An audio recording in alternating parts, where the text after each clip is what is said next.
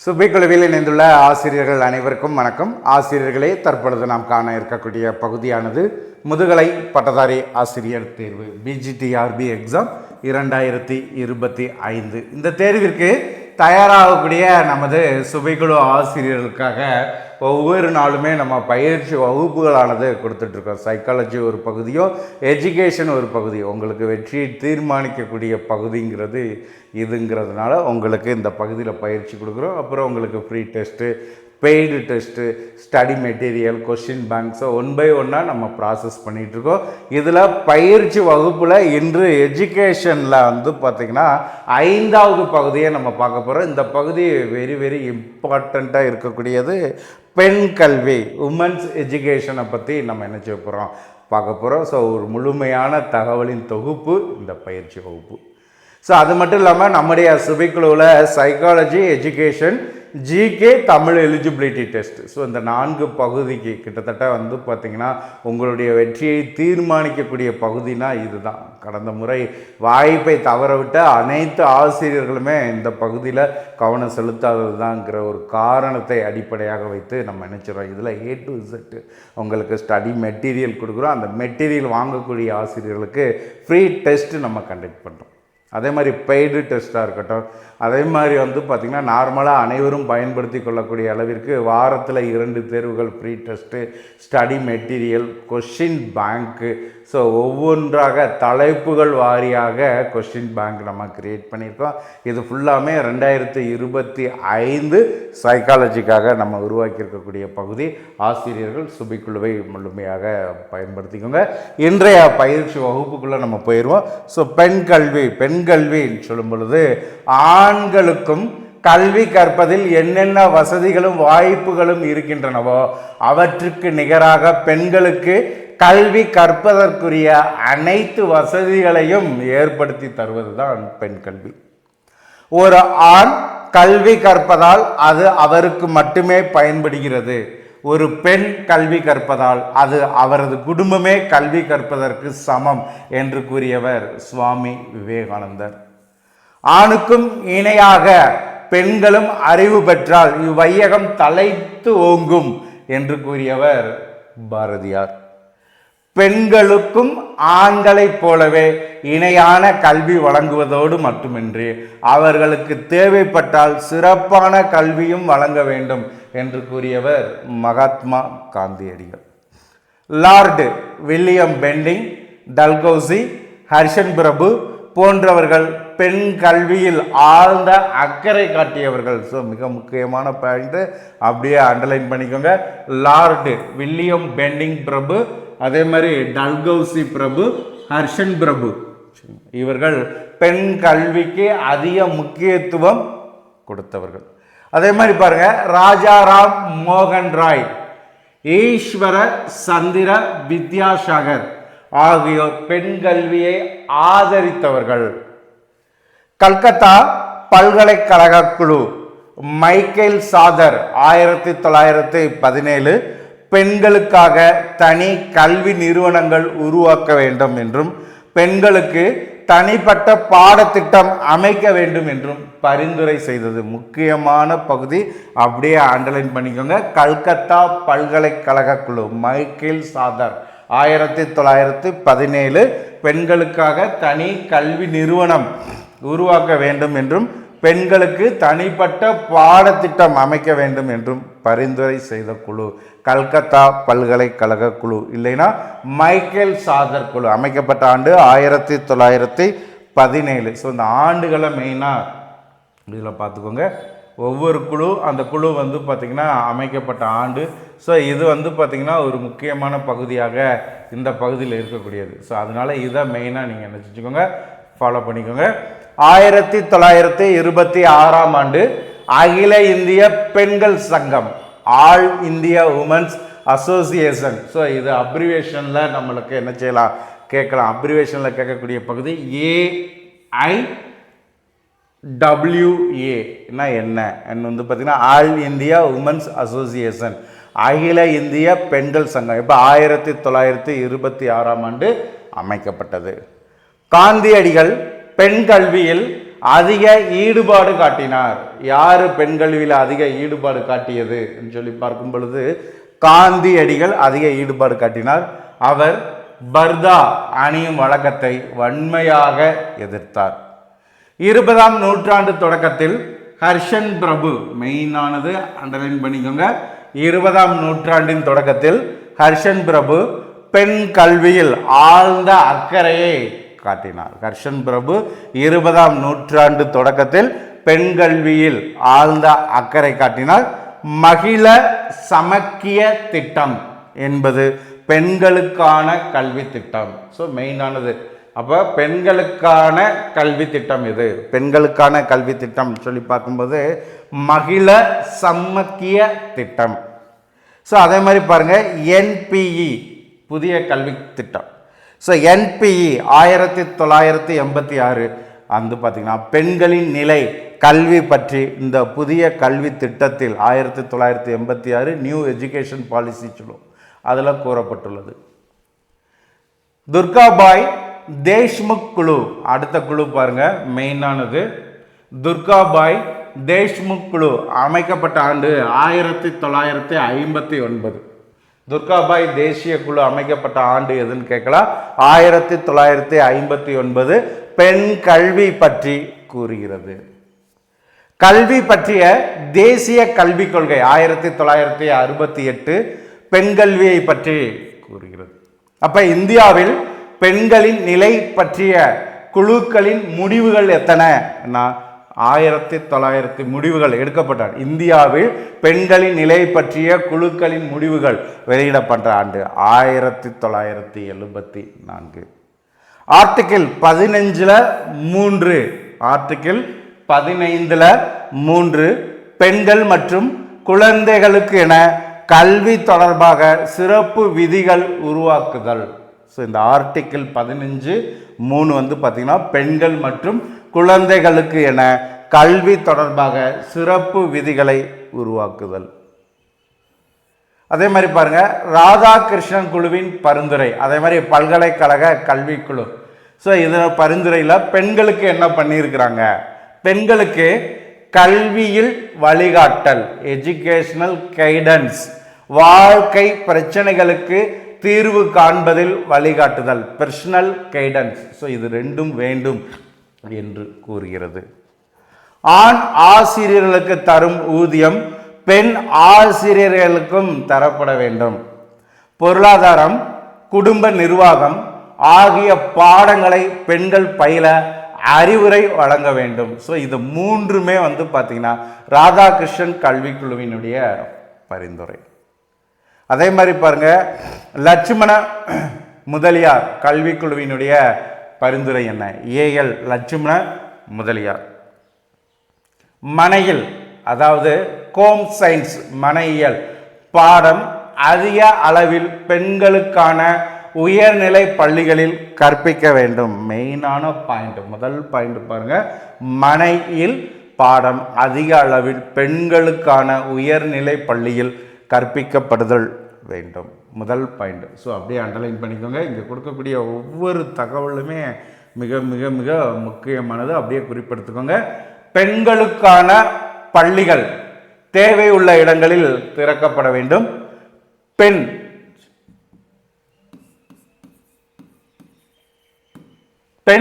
ஆசிரியர்கள் நியமித்தலை ஊக்குவிக்க வேண்டும். ஸோ இது மூன்றுமே லட்சுமண முதலியார் அவருடைய கல்விக்குழுவின் பரிந்துரை. ஸோ அடுத்த கல்விக்குழு பாருங்க, ஹன்ஷ மேத்தா குழுவினுடைய பரிந்துரை. ஆண்டு 1962.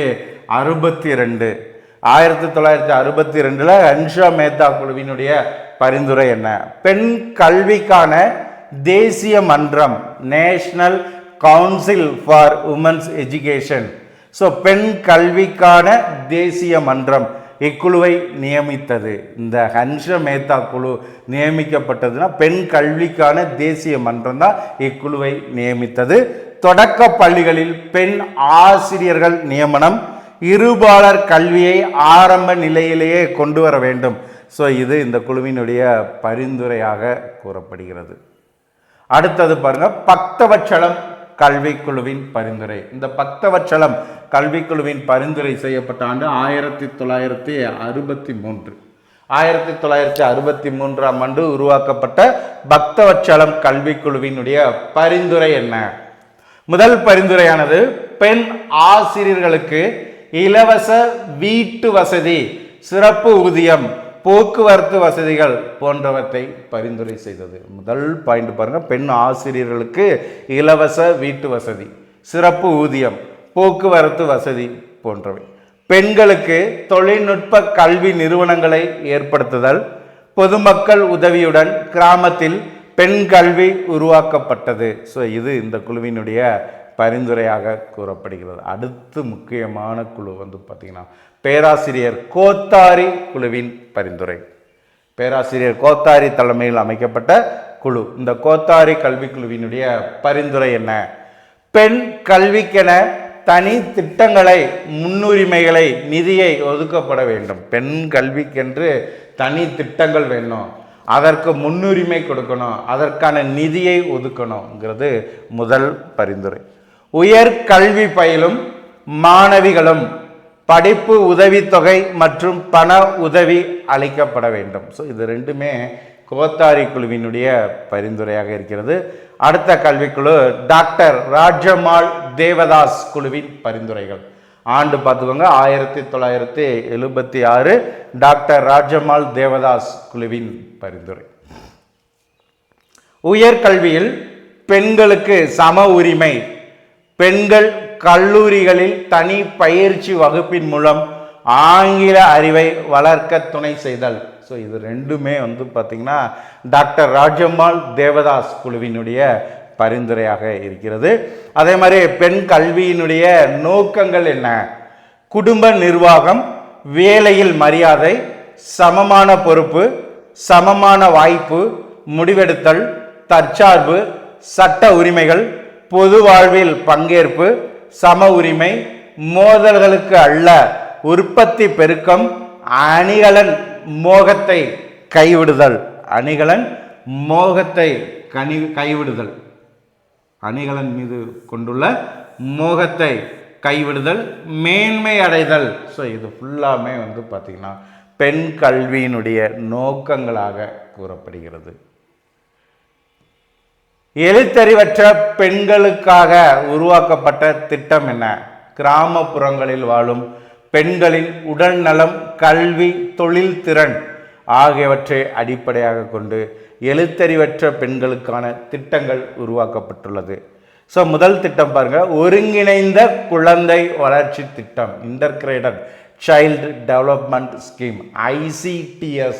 இந்த அப்ரிவேஷன்லாம் மெயினாக பார்த்துக்கோங்க. ஸோ உங்களுக்கு வினாக்கள் கேட்கக்கூடிய பகுதி இதை கொடுத்து இதுக்கு என்ன மீனிங் அப்ரிவேஷன் கேட்கலாம், இல்லை ஆண்டு கேட்கலாம். ஸோ மெயினாக பார்த்துக்கோங்க. ஒருங்கிணைந்த குழந்தை வளர்ச்சி திட்டம், integrated child development scheme, ICTS 1975. இரண்டாவது பாருங்க, கிராமப்புற இணையோருக்கான சுய வேலைவாய்ப்பு பயிற்சி, training to rural youth for self employment சொல்லுவோம், ட்ரைசம். இதோடைய ஷார்ட் ஃபார்ம் ட்ரைசம் 1979. கிராமப்புற பெண்கள், பெண் குழந்தைகளின் வளர்ச்சி திட்டம், கிராமப்புற பெண்கள், பெண் குழந்தைகளின் வளர்ச்சி திட்டம், development of women's and children in rural areas, DWCRA 1982. ஐக்கிய நாடுகள் சபை 1978ஆம் ஆண்டு சர்வதேச பெண்கள் ஆண்டாக அறிவித்துள்ளது. பெண்கள் உயர் கல்விக்காக அன்னை தெரசா பெண்கள் பல்கலைக்கழகம் மெயினானது பார்த்துக்கோங்க. பெண்களின் உயர் கல்விக்காக அன்னை தெரசா பெண்கள் பல்கலைக்கழகம் கொடைக்கானல்ல 1984ஆம் ஆண்டு தொடங்கப்பட்டது. ஒவ்வொரு ஆண்டும் பெண்கள் தினம், உமன்ஸ் டே, மார்ச் 8ஆம் தேதி கொண்டாடப்படுகிறது. ஸோ இது ஃபுல்லாமே பெண்களுக்கான ஸ்கீம். அடுத்து ஊனமுற்றோர் கல்வி, எஜுகேஷன் ஃபார் த ஹேண்டிகேப்ட், ஊனமுற்றோருக்கான கல்வி, பேச்சு, கேள்வி, பார்வை, உடல் உறுப்பு, மூளை வளர்ச்சி ஆகியவற்றில் ஏற்படக்கூடிய குறைபாடுகள் உள்ள குழந்தைகளுக்கு வழங்கப்படும் சிறப்பு வகையான கல்விதான் இந்த ஊனமுற்றோர் கல்வி என்று அழைக்கப்படுகிறது. குறைபாடு உள்ள குழந்தைகளை பார்த்தீங்கன்னா நம்ம என்ன செய்யறோம், கீழ்கண்டவாறு நம்ம பிரிக்கிறோம். ஒன்று, உடல் கூறு குறைபாடு உடையோர். இரண்டாவது, மன வளர்ச்சி குன்றியோர். மூன்றாவது, சமூக வளர்ச்சி குன்றியோர். முதல்ல பார்த்தீங்கன்னா உடல் கூறு குறைபாடு உடையோர், மன வளர்ச்சி குன்றியோர், சமூக வளர்ச்சி குறைபாடு உடையோர் சொல்லி 3 வகையாக இந்த உடல் ஊனமுற்றவர்களை நாம் என்ன செய்கிறோம், 3 வகைகளாக பிரிக்கிறோம். வகுப்பு ஆசிரியர் ஒவ்வொரு குழந்தைகளுக்கும் கல்வி புகட்டும் வகையில் ஆசிரியர்களுக்கு பயிற்சி கொடுக்க வேண்டும். இதுதான் பார்த்தீங்கன்னா ஓரியன்டேஷன் ப்ரோக்ராம் சொல்கிறோம், புத்தாக்க பயிற்சி. ஆசிரியர் குழந்தைகளுக்கு கொடுக்கும் பயிற்சியினால் குழந்தைகள் தங்கள் குறைபாடுகளையும் மீறி நடத்தை பண்புகளில் முன்னேற்றத்தை காண முடியும். அப்போ இங்கே கொடுக்கக்கூடிய பயிற்சி என்ன?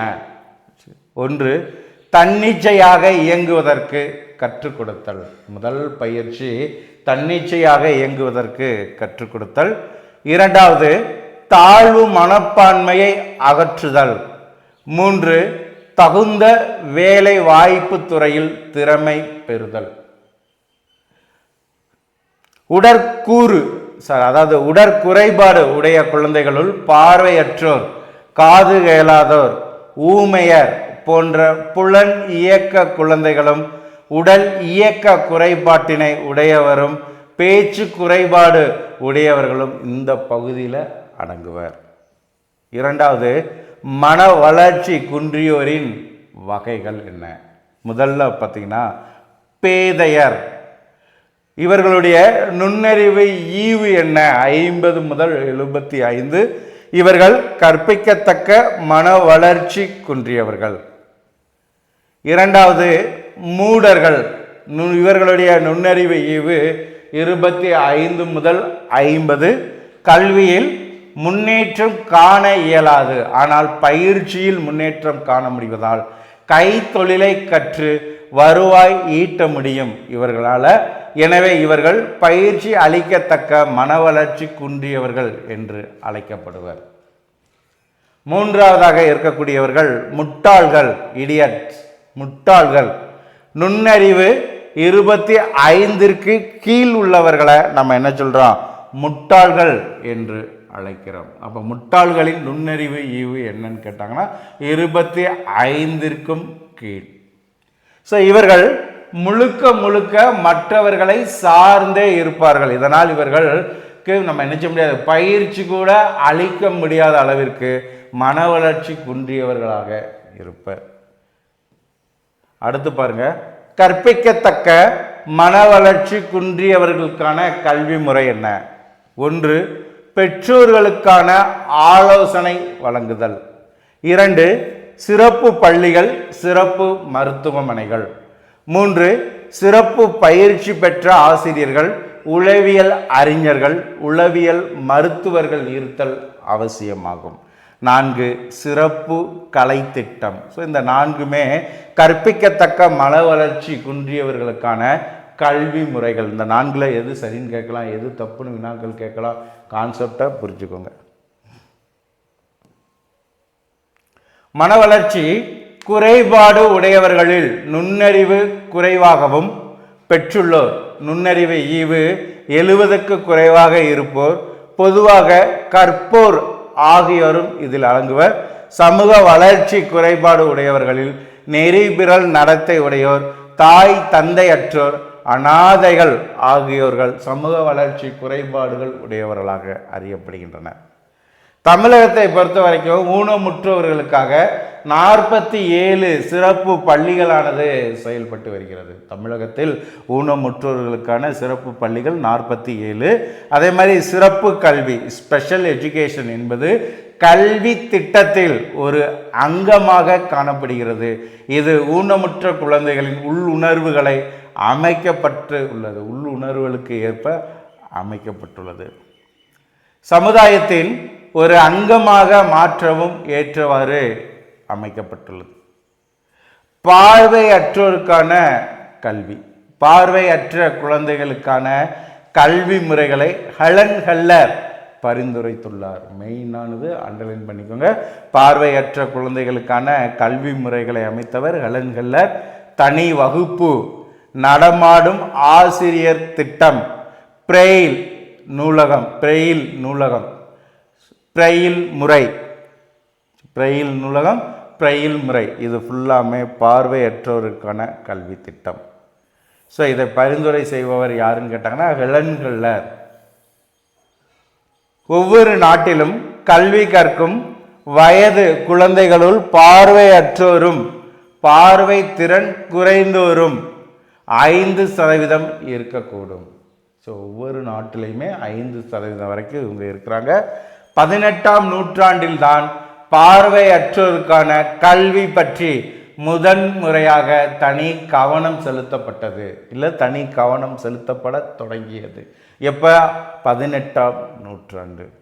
வாலண்டைன் ஹென்றி என்பவர் இத்துறையில் முதல் ஆசிரியர் என்று குறிப்பிடப்படுகிறார். யார்? Valentine Henry. வாலண்டைன் ஹென்றி என்பவர் தான் இந்த பார்வையற்றோருக்கான கல்வி இந்த துறையில் முதல் ஆசிரியர் என்று குறிப்பிடுகிறார். அது பிறகு ஹெலன் கெல்லர் போன்றோர் பார்வையற்றோருக்கான கல்வி முறை புறக்கணிக்கப்பட்டதால் இவர்களுள் திறன் மிக்கோரது பணியும் சமுதாயத்திற்கு கிட்டாமல் போகக்கூடும் என்று கருதினார். இந்த பார்வையற்றோருக்கான கற்பித்தல் முறைகள் என்ன? பார்வையற்றோருக்கான கற்பித்தலை பரிந்துரை செய்தவர் ஹெலன் கெல்லர் தெரியும். அதற்கான முதல் ஆசிரியர் வாலண்டைன் ஹென்றி. அதே மாதிரி 18ஆம் நூற்றாண்டில் தான் இதற்கு முதல் கவனம் செலுத்தப்பட்டது. தமிழ்நாட்டில் 47 பார்வையற்றோருக்கான கல்வி கூடங்கள் இருக்கிறது. ஸோ எல்லாமே கரெக்டு. இந்த பார்வையற்றோருக்கான கற்பித்தல் முறைகள் என்ன? இவர்களுக்கு கற்பித்தலில் செவி வழியே அறிவு புகட்டல் முதலிடம் பெறும். தொடு உணர்ச்சியை பயன்படுத்தி, அதாவது பிரெயில் முறையில் எழுத்தறிவை பெறுதல் பரவலாக பயன்படுத்தப்படுகிறது. அப்போ பார்வையற்றோர்களுக்கு தொடு உணர்வு, அதாவது பிரெயில் முறையை பயன்படுத்தி அவங்களுக்கு என்ன செய்கிறாங்க? பயிற்சியானது கொடுக்குறாங்க. பார்வையற்றோருக்கு விவசாயம் மற்றும் சிறு தொழில் பயிற்சி அளிப்பதற்காக குஜராத்தில் பஸ்ஸா என்னும் இடத்தில் வந்து பார்த்தீங்கன்னா என்ன செஞ்சுருக்காங்க? தி அக்ரிகல்ச்சர் ஃபார் பிளைண்ட் என்ற அமைப்பானது ஏற்படுத்தப்பட்டுள்ளது. ஸோ எதற்கு? அக்ரிகல்ச்சர் ஃபார் பிளைண்ட், அதாவது வந்து பார்த்தீங்கன்னா பார்வையற்றோருக்கு விவசாயம் மற்றும் சிறுதொழில் பயிற்சி அளிப்பதற்காக எங்கே? குஜராத்தில் பஸ்ஸா என்ற இடத்தில் இந்த அமைப்பானது ஏற்படுத்தப்பட்டுள்ளது. அடுத்து பாருங்க, காது கேளாத குழந்தைகளுக்கான கல்வி. காது கேளாத குழந்தைகள் பார்க்கும்போது சிறு வயதிலேயே சோதனை வழியே, அதாவது காது கேளாமையின் அளவினை நாம் அறியலாம். ஒலியினை டெசிபல் என்னும் அழகை கொண்டு இந்த காது ஒலி, காது கேட்கக்கூடிய அந்த ஒலியை எப்படி நம்ம உங்களுக்கு காது கேட்கலை, அங்கே அந்த ஒலியின் அளவை எப்படி நம்ம அளக்கிறோம்னா டெசிபல் என்னும் அழகை கொண்டு குறிப்பிடுகிறோம். ஒரு குழந்தையின் செவித்திறன் 50 டெசிபல் அல்லது அதற்கு மேல் குறைபாடு உள்ளதாக இருப்பின் அதன் கல்விக்கு தனி முறைகள் தேவைப்படுகிறது. மத்திய அரசு வயது வந்த காது கேளாதோருக்கு ஹைதராபாத்தில் ஒரு பயிற்சி நிலையம் ஏற்படுத்தியுள்ளது. மத்திய அரசு ஹைதராபாத்தில் காது கேளாதோருக்கான பயிற்சி நிலையம் ஏற்படுத்தப்பட்டுள்ளது. அதே மாதிரி இந்த காது கேளாத குழந்தைகளுக்கான கல்வி முறை என்ன? காது கேளாத குழந்தைகளுக்கு வழங்கக்கூடிய கல்வி முறை சொல்லி நம்ம எடுத்துக்கிற பட்சத்தில் காது கேட்கும் கருவியை உபயோகப்படுவதற்கு பயிற்சி, சரியா? இது மெயின். அதே மாதிரி கேட்கும் திறமைக்கு பயிற்சி, உதடுகளின் அசைவை கவனித்து அறிதல், பேச்சை திருத்துதல், விரல்களின் அசைவை அறிதல், மெய்த்திறன் விரல்களின் அசைவை அறிதல். இது ஃபுல்லாக அவர்களுக்கான கல்வி முறை. அப்படியே ஒவ்வொன்றா சொல்கிறேன், அண்டர்லைன் பண்ணிக்கோங்க. மெய்த்திறன் மிக்கோருக்கான கல்வி.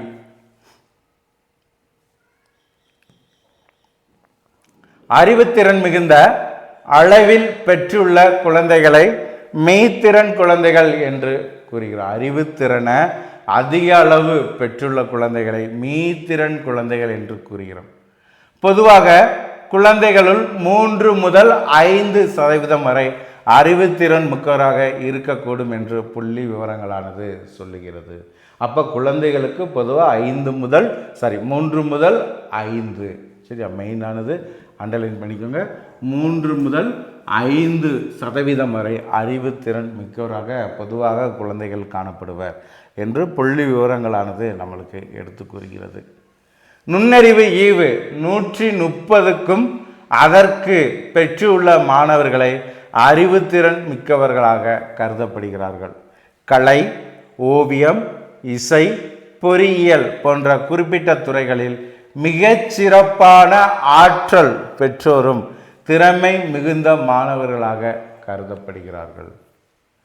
ஒரு மாணவனிடம் பொதிந்துள்ள திறன்களை உற்று நோக்கல், சோதனைகள், திறன் பதிவேடு ஆகியவற்றை பயன்படுத்தி மெய்த்திறன் மிக்க மாணவர்களை கண்டறிய முடியும். அப்போ மெய்த்திறன் மிக்க மாணவர்களை எப்படி கண்டுபிடிக்கலாம்? ஒரு மாணவரிடம் பொதிந்துள்ள திறன்களை உற்று நோக்குதல் முதல்ல, 2வது சோதனைகள், 3வது திறன் பதிவேடு. ஸோ இதை பயன்படுத்தி அறிய முடியும். மெய்த்திறன் மிக்கோருக்கு வழங்கக்கூடிய கல்வி முறை என்ன? ஆற்றல் படி வகைப்படும் முறை. ஒரே மாதிரியாக கல்வித்திறனும் அறிவுடைய மாணவர்களை ஒரு குழுவாக வகைப்படுத்தி ஒரு வகுப்பறையில் வைத்து கற்றுத்தருதல் ஆற்றல் படி வகைப்படுத்துதல் திட்டமாகும். இந்த மெய்த்திறன் மிக்க மாணவர்களை ஃபுல்லாமே சேர்த்து ஒரே செக்ஷனில் மாணவர்களை சேர்த்தல்.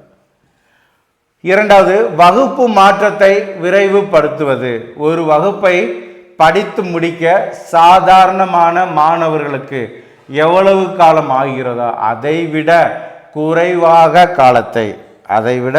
குறைவான காலத்தை இந்த மெய்த்திறன் மிக்க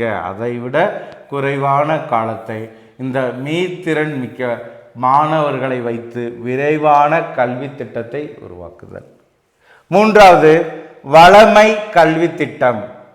வழக்கமான பள்ளி வகுப்பிலேயே திறனாண்மை உடைய மாணவர்களின் அறிவை வளப்படுத்தும் வகையில் அதிகப்படியான வாய்ப்புகளும் வசதிகளும் செய்து தருதல் வளமை கல்வி திட்டம் எனப்படும்.